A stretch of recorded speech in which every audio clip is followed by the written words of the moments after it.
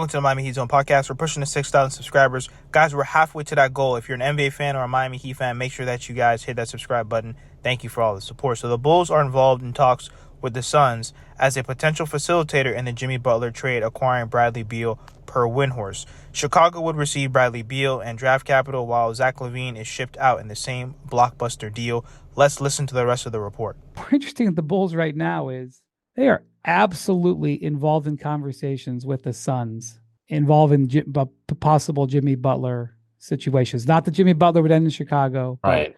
Where they would get involved in the trade. And look, I mean, I know this is going to get aggregated. I don't know what to say. Like, if I'm talking about a 3-team trade and Jimmy Butler is on one end and it's not going to Chicago, we're talking about Bradley Beal, because the Suns could only trade Bradley Beal. There's nothing. I mean, they can trade.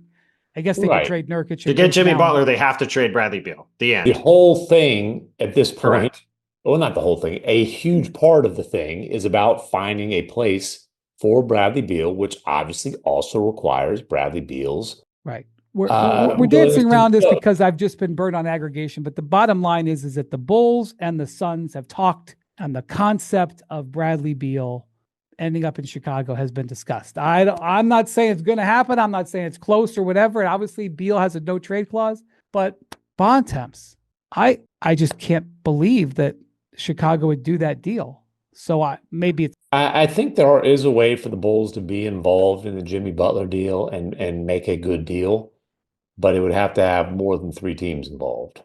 Well, that's the problem with this Jimmy Butler deal, because you got to get, obviously the Suns have to move Beal. So that's a major problem. Then whatever they get for Beal, they have to offer to Miami. And Miami has a standard, what they're going to take. So it's like trying to get 4 or plus there's all the apron issues and all this stuff. It's if a Jimmy Butler deal happens where it's to Phoenix, it's going to be a 4 or 5 team deal. Right. And Bontemps, how confident or how firm do you think the Heat are on no money past 26?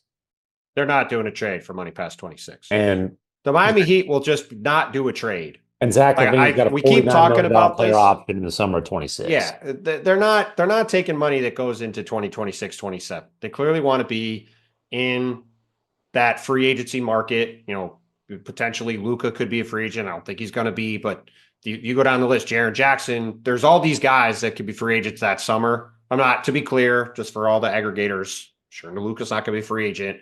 Just saying, if you go look at the list of 26 free agents, there's a ton of them. The cap will have gone up a bunch of money the next couple of years. It'll be the first time we'll potentially see.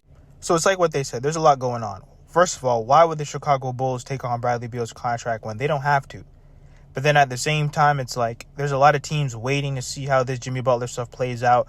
Kyle Kuzma's supposed to be traded, and there's a list of other high-level role players that could be potentially traded. Now, the Raptors, they said they want to be involved no matter who's involved. They want to be one of the teams that are in the Jimmy Butler deal. They want to get off of Bruce Brown, Kelly Olynyk, Chris Boucher. So there's a list of teams. Also, too, the Detroit Pistons, they would also be involved in a Jimmy Butler trade.